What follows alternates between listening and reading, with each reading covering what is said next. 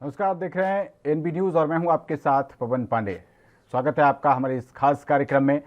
UP में 2022 के विधानसभा चुनाव से पहले सभी पार्टियां तैयारियों में जुटी हुई हैं। वहीं यूपी के सीएम योगी आदित्यनाथ भी इन तैयारियों के बीच आम लोगों को सौगातें दे रहे हैं। दरअसल कोरोना महामारी और अन्य कारणों से अनाथ हुए बच्चों का सहारा बनने के लिए अब जो योगी सरकार है उसने बेसहारा महिलाओं का भी वो सहारा बनने जा रही है। कोरोना काल में बेसहारा हुई महिलाओं की आर्थिक मदद के लिए उत्तर प्रदेश सरकार ने खाका तैयार कर लिया है और जल्द ही से योगी कैबिनेट की मंजूरी मिलने की भी उम्मीद है। इस योजना के तहत गरीब बेसहारा महिलाओं को सरकार 2000 रुपए हर महीने प्रदान करेगी। सीएम योगी ने पिछले दिनों कोरोना संक्रमण से निराश्रित हुई महिलाओं के लिए भी एक अलग योजना लाने की घोषणा की थी। उन्होंने महिला कल्याण विभाग से ऐसी महिलाओं की सूची बनाने के निर्देश दिए थे जो मार्च 2020 के बाद निराश्रित हुई हैं। इन्हें योगी सरकार अन्य सरकारी योजनाओं का भी लाभ देगी। मुख्यमंत्री योगी आदित्यनाथ की घोषणा के बाद महिला कल्याण विभाग ने इस नई योजना का खाका खींच लिया है। इस योजना में निराश्रित महिलाओं को 2000 रुपए हर महीने आर्थिक सहायता भी प्रदान की जाएगी। साथ ही इन्हें राशन कार्ड समेत जो भी सरकारी मदद है वो भी इनको देने की बात कही गई है। और इसके साथ साथ राशन कार्ड, प्रधानमंत्री आवास योजना, मुख्यमंत्री जन आरोग्य योजना समेत कई अन्य जैसी सरकारी योजनाएं हैं उनका लाभ दिया जाएगा। वहीं अगर किसी बुजुर्ग महिला के पास रहने की व्यवस्था नहीं होगी तो सरकार इसकी भी व्यवस्था कराएगी। बता दें कि उत्तर प्रदेश की योगी आदित्यनाथ सरकार कोरोना के अलावा अन्य कारणों से भी अनाथ होने वाले बच्चों का सहारा बनने वाली है। इसके लिए सोमवार को कैबिनेट ने उत्तर प्रदेश मुख्यमंत्री बाल सेवा योजना के अंतर्गत आर्थिक सहयोग प्रदान करने के प्रस्ताव पर मोहर लगा दी है। अब 18 वर्ष से कम आयु के ऐसे बच्चे जिन्होंने कोविड-19 के अलावा अन्य कारणों से अपने माता पिता दोनों या माता या पिता में से किसी एक या फिर अपने लीगल अभिभावक को खो दिया है, उन्हें 2500 रुपए प्रति महीने की आर्थिक मदद दी जाएगी।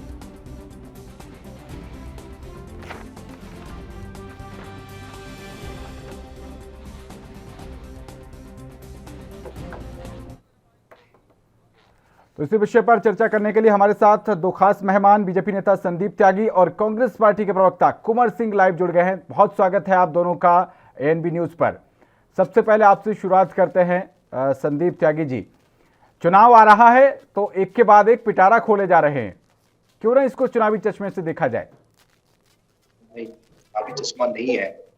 बता देना चाहता हूँ, चुनावी चश्मा नहीं है। जिन लोगों ने कोरोना काल में लोग बेसहारा हो गए हैं, जो आर्थिक तंगी से जुड़े, उनके लिए जानकारी योजना है, उन लोगों के लिए बुलाया गया। इससे कहीं चुनाव का खाका नहीं है। हमारी सरकार पहले दिन से, जिस दिन से 2017 से जब हमारी सरकार बनी, तब से लोगों की मदद के लिए, लोगों के विकास के लिए हमारी सरकार काम कर रही है। तो हमारा ये चुनावी चश्मा नहीं है। चुनावी चश्मे का काम करने का काम समाजवादी पार्टी के लोग झूठे ख्याली पुलाव लेकर के, कांग्रेस के लोग ख्याली पुलाव बना करके लोग आते हैं, वो लोग ख्याली एजेंडे लेकर के आते हैं। हम लोगों ने जो कहा है उसको किया है और आगे भी जो कहेंगे उसको पूरा करने का काम करेंगे। योगी आदित्यनाथ की सरकार ने जो उनकी करनी और करनी में लेस मात्र भी अंतर नहीं है जी। तो मतलब संकल्प पत्र को आपने वाकई संकल्प की तरह ले लिया है। बहरहाल आगे बढ़ते हैं। कुंवर जी, आप क्या रुख करते हैं? ये तो कह रहे हैं कि हमने संकल्प पत्र को संकल्प की तरह ले लिया और हम जो कहते हैं वही करते हैं, कथनी और करनी में अंतर नहीं है। कांग्रेस पार्टी क्या कहती है? कोरोना महामारी को आए लगभग 1.5 वर्ष हो गए। बेसहारा बच्चे का 1.5 साल से हो रहे। मैं तो योगी आदित्यनाथ जी को इतना ही कहूंगा कि बहुत देर से दर पे आंखें लगी थी, हुजूर आते आते बहुत देर कर दी। लेकिन देर आए दुरुस्त आए, ये कहेंगे। बेसहारा हो गए जी। लेकिन ये कहेंगे देर आए दुरुस्त आए। दुरुस्त देखिए, आप मदद जी बात है, लेकिन यदि आप सिर्फ चुनाव के लिए करते हैं तो ये गलत बात है। लेकिन मेरे हिसाब से यदि आपने करना चाहिए था तो चुनाव को देखते हुए नहीं। अब आप चुनाव को देखते हुए घोषणा कर रहे हैं। अरे आप जिस समय बंद था, सब कुछ लॉकडाउन था, जिस समय गंगा पे लाशें तैर रही थी, जिस समय गंगा में बालू पे लाशें दबी हुई थी, तो जिस समय लोग मर रहे थे, ऑक्सीजन की कमी थी, आप उस समय कहे होते, उस समय लगता कि योगी आदित्यनाथ के सरकार, योगी आदित्यनाथ जी की सरकार गरीबों के लिए काम कर रही। लेकिन आज देखिए। लेकिन कुंवर जी, अपने देश में तो हर वक्त चुनाव लगे रहते हैं। उस समय यूपी में त्रिस्तरीय पंचायत चुनाव चल रहे थे, तो आप उस समय भी तो यही बात कहते, उस समय भी चुनाव से जोड़ते। अब यूपी का विधानसभा चुनाव जाएगा तो फिर लोकसभा की जो है वो रणभेरी बच जाएगी। देखिए, यदि आप अपना संकल्प पत्र कहते हैं तो आपको संकल्प पत्र में सबसे बेसहारा महिलाएं आज नहीं हैं। ये तो नेचुरली प्रकृति की देन है कि किसी के पति खत्म हो जाए या किसी के जवान बेटे इस दुनिया में ना रहे तो कोई माँ बेसहारा हो जाए, कोई पत्नी बेसहारा हो जाए। लेकिन यदि आप वास्तव में सेंसिटिव हैं, वास्तव में आपको लगता है कि हम गरीबों की सेवा करना चाहते, तो आपको संकल्प पत्र के पहले वर्ष ये योजनाएं लागू करना चाहिए। चुनाव देखकर देखिए, जब फसल लहलहा रही हो उस समय तो बाहर के लोगों को भी लगता है कि फसल तैयार करने में कोई मेहनत नहीं लगी।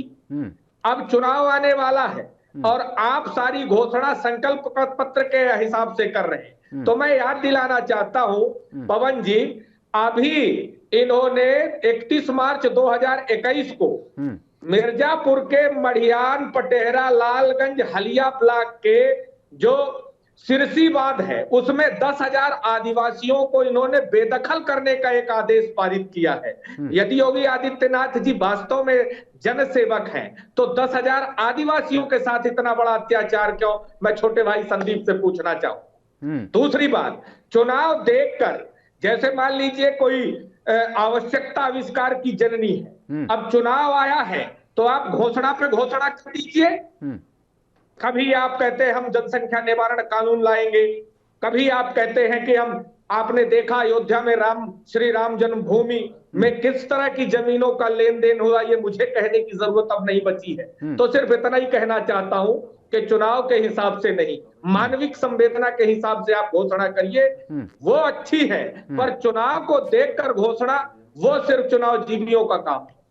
चलिए ठीक है संदीप जी, आपके आंदोलन जीवी परजीवी के बाद अब ये चुनाव जीवी आपके लिए? चमन को सींचने में कुछ पत्तियां झड़ गई होंगी, चमन को सींचने में कुछ पत्तियां झड़ गई होंगी, यही इल्जाम है हम पर बेवफाई का। चमन को रोंद डाला जिन्होंने अपने पैरों से, वही दावा कर रहे हैं इस चमन की रहनुमाई का। तो जिस चमन को लूटने का काम किया, जिस चमन को बर्बाद करने का काम किया, उस कांग्रेस के प्रवक्ता यहाँ रहनुमाई का जो संदेश दे रहे हैं। इनसे पूछ लीजिए कि योगी आदित्यनाथ की सरकार है, अगर चुनावी एजेंडा बता रहे हैं तो चलिए इसे इनके चश्मे से देखने का काम करूं तो राजस्थान में भी आने वाले समय में चुनाव है। आपकी सरकार ने क्या कर दिया, आपकी सरकार क्या कर रही है उन लोगों के लिए? आपने तो लोगों की जाने लेने का काम किया, लोगों की दवाइयों को छीनने का काम आपने किया। कोरोना पर विपक्ष की क्या भूमिका रही है, कोरोना पर कांग्रेस की क्या भूमिका रही है, ये पूरा देश जानता है, पूरा देश देख रहा है। पूरा देश चाहता था कि पार्लियामेंट के अंदर कोरोना पर चर्चा हो, और कांग्रेस चाहती है कि कोरोना पर चर्चा ना हो, क्योंकि वहां विपक्ष को नंगा किया जा सकता है, वहां विपक्ष नंगा हो सकता है, इसलिए ये लोग चर्चा से भाग रहे हैं। मैं बता देना चाहता हूँ, ये आदरणीय योगी आदित्यनाथ की सरकार है।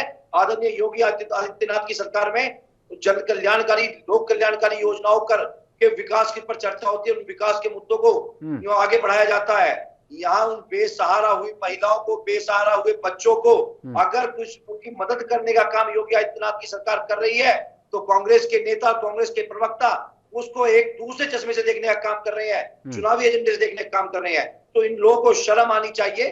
मानवता की बात करने वाले, मानवीयता की बात करने वाले लोग, मतलब लोगों को दुहाई दे रहे हैं, तो इन लोगों को शर्म आनी चाहिए। इस चीज को राजनीतिक चश्मे से ना देखें। ये राजनीतिक चश्मे, मैंने पहले भी कई बार कह चुका हूँ, ये राजनीतिक चश्मे से देखने का काल नहीं है, समय नहीं है। ये लोगों की मदद करने का समय है।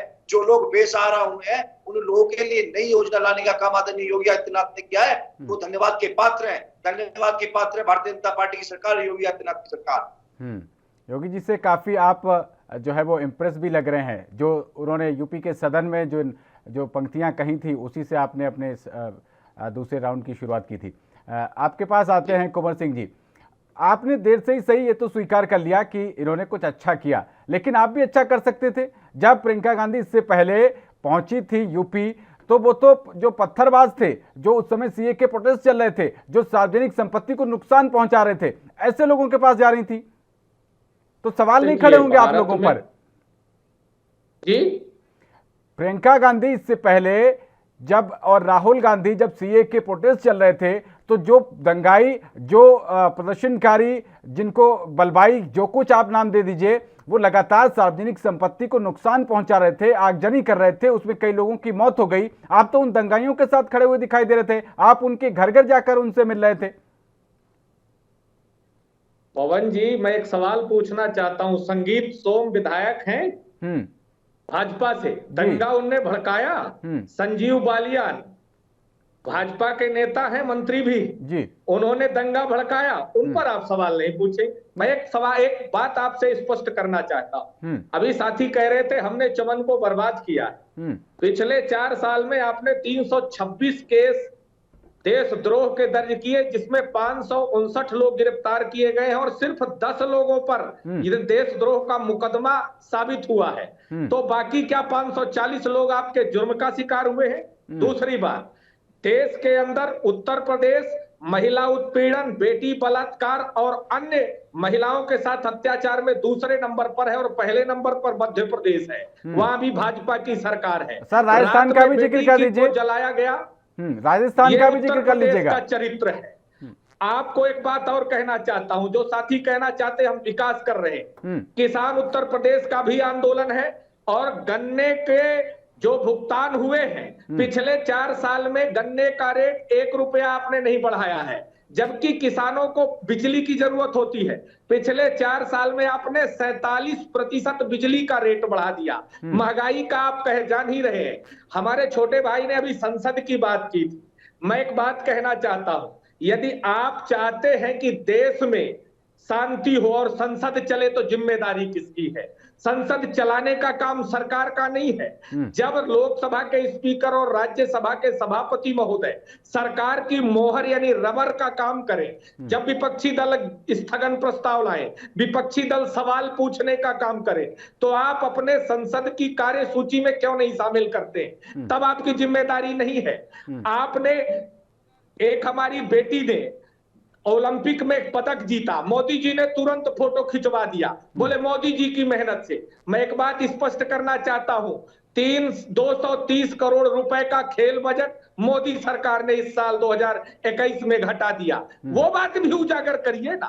योगी जी, आपने एक साल में 1340 रुपए का कर्ज प्रति व्यक्ति में बढ़ा दिया एक वर्ष में, और आज उत्तर प्रदेश के प्रति व्यक्ति के ऊपर 22,442 रुपया का कर्ज हो गया है। जो सपा सरकार 10,000 छोड़ के गई थी, 5 साल में आपने 12,000 रुपया बढ़ा दिया। इस पर नहीं है, आज आपने कर्ज के तले ये उत्तर प्रदेश के एक एक व्यक्ति को दबा दिया। ये विकास है।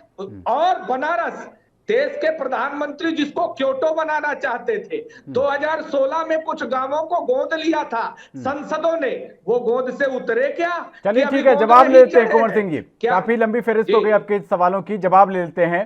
संदीप जी ले लीजिए साहब। संदीप जी जवाब दीजिए।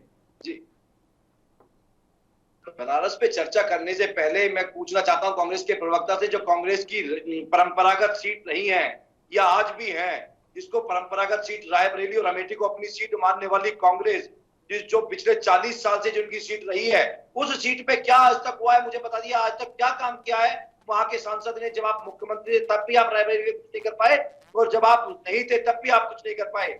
आप दूसरों पर एलिगेशन करने से पहले खुद अपने अंदर झांक कर देखिए कि आपने क्या किया है। अगर आप बनारस की बात करेंगे तो आज पहले 2014 से पहले बनारस को देखिए और आज 2022 के बनारस को देखिए, 2021 के बनारस को देखिए कि आज का बनारस और 2014 के पहले बनारस में कितना बड़ा अंतर आया है।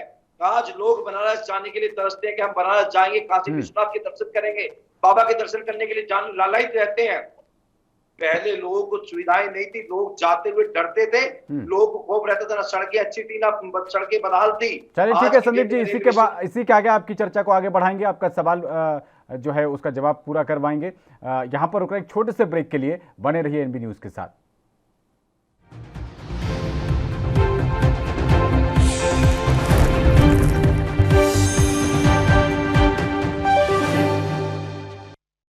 तो ब्रेक के बाद आपका स्वागत है। आज हम चर्चा कर रहे हैं योगी सरकार की तरफ से बेसहारा महिलाओं को आर्थिक सहायता की एक मदद की पेशकश की गई है कैबिनेट की तरफ से, इसको मंजूरी मिलने की बहुत जल्दी ही उम्मीद है। और इस पर चर्चा करने के लिए हमारे साथ बेहद दो खास मेहमान संदीप जी और हमारे साथ कुंवर सिंह जी मौजूद हैं।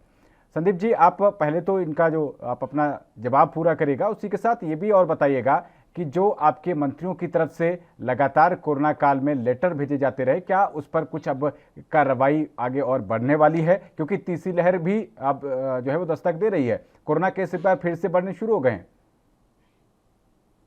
मैं कुंवर सिंह जी को शायरी के माध्यम से जवाब देकर आपकी बात का जवाब दूंगा। कामयाबी से जब हमारे नाम छुड़ेंगे, टकराकर पीछे हमसे तूफान मुड़ेंगे, है यकीन हमको खुद पर जो इतना, हमें देखकर विरोधियों के होश उड़ेंगे। मैं आपको बता देना चाहता हूं कि उत्तर प्रदेश के 58 जिलों में एक भी कोरोना का केस नहीं है। तीसरी लहर आने से पहले भी कह चुके हैं इस बात को कि तीसरी लहर आने से पहले हम लोग पूरी तरह से सजग है और सावधान है। तीसरी लहर को देखिए, ये प्रकृति है, लेकिन तीसरी लहर को हम लोगों का प्रयास रहेगा, तीसरी लहर को हम उत्तर प्रदेश के अंदर, देश के अंदर घुसने नहीं देंगे। ये हमारी ऐसी सोच है, इस तरीके के हम एजेंडे, इस तरीके की हम जो है अपनी योजनाएं लेकर के हम लोग आ रहे हैं स्वास्थ्य मिशन को लेकर के। रही बात मंत्रियों की चिट्ठी की, तो आपने ठीक है संदीप जी, चलिए वापस लौटते हैं विषय पर। संदीप जी, जवाब पूरा करिए। मैं बताना चाह रहा था कि जो रही बात मंत्रियों की चिट्ठी की और विधायकों की चिट्ठी की, तो मंत्री और विधायकों का काम है जनता की हितों को उठाना, और अपने अगर मुख्यमंत्री को चिट्ठी लिख करके वो अपनी व्यवस्थाओं को और सुविधाओं को अगर मांग रहे हैं तो यह कोई गलत नहीं है।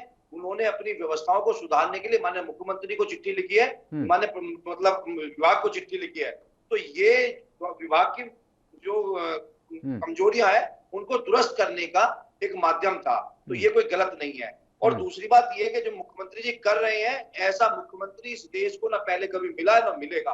आदरणीय योगी आदित्यनाथ के नेतृत्व में उत्तर प्रदेश में लोग रोज नए आयाम स्थापित किए जा रहे हैं। लेकिन जिन कमियों को संदीप जी उजागर किया आपके ही नेताओं ने, क्या ऐसे अधिकारियों पर कार्रवाई होगी?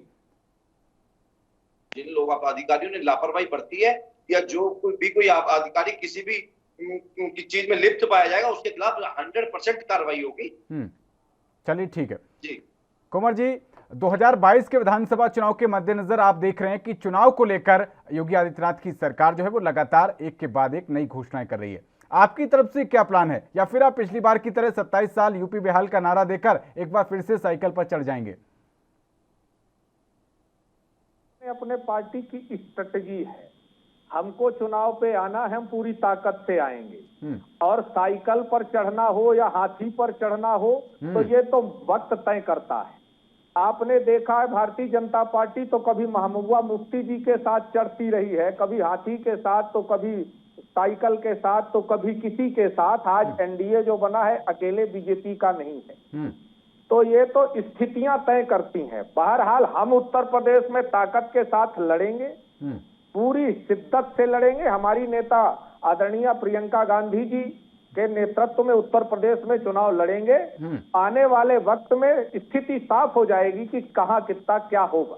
प्रियंका गांधी के नेतृत्व में आप चुनाव लड़ेंगे, सीएम फेस वही रहेंगी? देखिए, अभी तो चुनाव आने दीजिए, फिर तय हो जाएगा। जी, तो इससे पहले बारात जब पहुंच जाएगी दरवाजे पे, तभी जनता को देखने को मिलेगा कि इस बारात का दूल्हा कौन है। नहीं, बारात और चुनाव में अंतर है। बारात तो देखिए, बारात का मैं एक उपमा दे रहा हूँ, उपमा अलंकार समझते होंगे आप। देखिए, हम समझ रहे हैं, पर हम ये कहना चाहते हैं कि उत्तर प्रदेश में जो भी स्थिति साफ होगी कांग्रेस तय करेगी। कांग्रेस बड़ी पार्टी है, कांग्रेस का अपना सिद्धांत है, आइडियोलॉजी है।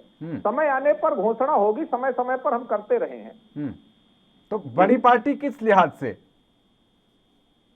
देखिए, समय लोकतंत्र में करीब 32 साल का सूखा हो जाएगा कुंवर सिंह जी आपका यूपी में, और आप बड़ी पार्टी की बात कर रहे हैं। शायद इसी मुगालते की वजह से आपको बार बार, जो आपके करीब 23 नेता हैं, वो बार बार चिट्ठी लिख रहे हैं कि वो नेतृत्व परिवर्तन की बार बार बात कर रहे हैं, लेकिन आप अपने गिरेबान के अंदर झांककर अपना आत्म अवलोकन करके अपनी कमियों को दूर करने का प्रयास ही नहीं कर रहे। आप एक तरीके से कहा जाए तो दिवा स्वप्न में खोए हुए हैं। नहीं, देखिए, हम आपको बता दें, कांग्रेस पार्टी आज की नहीं है। 160 सालों में 68 अध्यक्ष हुए आपके पास। और एक चीज जान लीजिए, कांग्रेस पार्टी लोकतंत्र पर आस्था रखती है। और सबको अपनी बात कहने का है। अब भाजपा में एक नेता का कहिए ना, अभी 3-3 मुख्यमंत्री उत्तराखंड के बदल दिए। एक नेता की हिम्मत है कि मुंह से जबान निकल जाए। येदुरप्पा को कर्नाटक पर बदल दिए। बाबुल सुप्रियो जी ने कहा हम राजनीति छोड़ रहे हैं। भाजपा तो फासिस्टवादी पार्टी है, वहां कोई अपना विचार नहीं व्यक्त कर सकता। कांग्रेस लोकतंत्र पर आस्था रखती है। और रही अध्यक्ष की बात, तो हम आपको बता दें कि कांग्रेस पार्टी जिसको तय करती है वो हमारा अध्यक्ष है। 68 अध्यक्ष हमने दिए हैं कांग्रेस पार्टी को। और कांग्रेस, आपको याद दिला दे, महात्मा गांधी जी, सुभाष चंद्र बोस में भी मतभेद होते थे, नेहरू में, गांधी में भी मतभेद होते थे। पर इसका मतलब ये नहीं है कि हम तानाशाह बन जाए। लेकिन तानाशाही पूर्वक यदि पार्टी आती है तो आप देखिए, आज उत्तर प्रदेश में, अभी भाई ने, हमारे छोटे भाई ने कहा, उत्तर प्रदेश में विकास हो रहा है। आइए लखनऊ, और हवाई अड्डा, अडानी हवाई अड्डा हो गया। हिंदुस्तान है, लोकतंत्र है, लेकिन हवाई अड्डा किसका? अडानी का। रेलें अडानी की। तो भैया मेरे, ये लोकतंत्र के देश में पूंजीपतियों का देश नहीं है। यहाँ पर लोकतंत्र है, संविधान है, संविधान पर बात होनी चाहिए। और रही विकास की, तो एक चीज मैं आपको कह दूं कि साधु को सियासत से मोहब्बत हो जाए, यदि साधु देश चलाने लगे तो सारे राजनीतिक गलियारे के लोग जो राजनीति करते हैं उनको जंगल चले जाना चाहिए और इनको ही राजपाट सौंप दें। अभी प्रज्ञा ठाकुर का बयान आपने देखा होगा, इनके साक्षी महाराज का देखिए। कुंवर सिंह जी, इस बात से मैं इत्तेफाक नहीं रखता। कुंवर सिंह जी, इस बात से बिल्कुल इत्तेफाक नहीं रखता और मैं इतराज जताता हूं, पार्टी की तरफ से नहीं, एक पत्रकार होने के नाते। और सिर्फ इसको सीएम योगी से जोड़कर ना देखा जाए। साधु आखिर क्यों ना आए राजनीति में?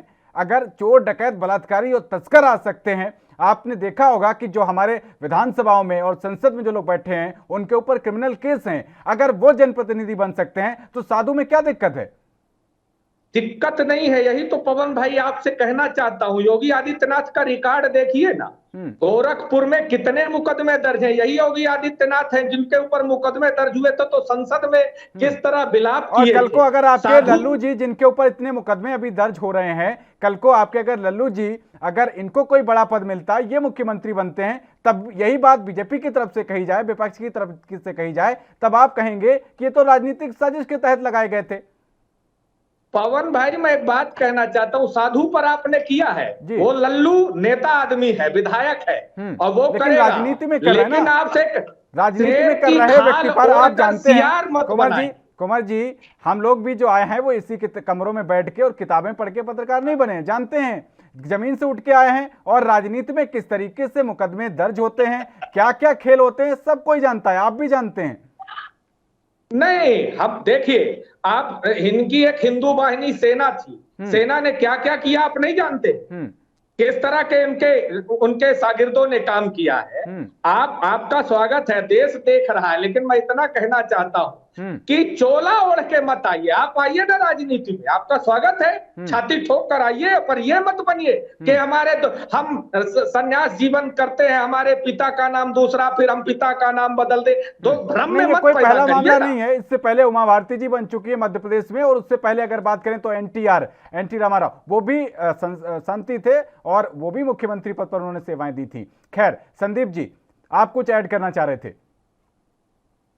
मैं कहना चाह रहा था कि अभी मेरे साथी ने बहुत सारी बातें कही हैं, लेकिन मैं बताना चाहता हूं कि उत्तर प्रदेश की जनता तय कर चुकी है, उत्तर प्रदेश की जनता ने तय कर लिया है कि पिछली बार इंदुआ गाड़ी से इनके सांसद विधायक इनके विधानसभा में आए थे। इस बार हो सकता है या तो एक भी विधायक विधानसभा में ना आए या फिर स्कूटर पे इनको आना पड़ जाए, 2 विधायक इनके आए।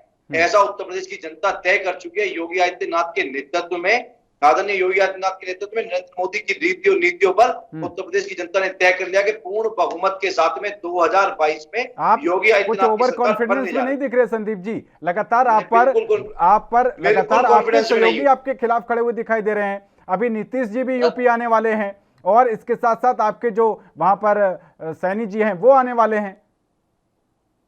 बिल्कुल भी ओवर कॉन्फिडेंस में नहीं हूं, मैं देश की जनता का हाल आपको बता रहा हूं, जो देश की जनता तय कर चुकी है। चलिए ठीक है, ठीक है। कुंवर जी, 10 सेकंड में लास्ट कमेंट आपका।